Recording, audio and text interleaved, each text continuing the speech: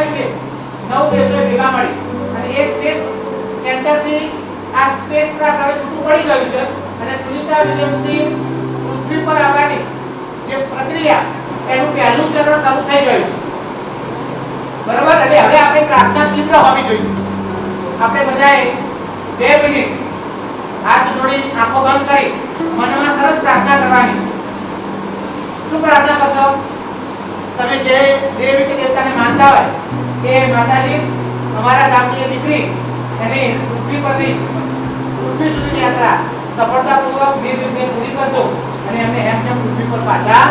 લાવજો આપણે બધા આ પ્રાર્થના મનમાં કરીશું બધાની આંખો બંધ તત્કાળ બેસેલા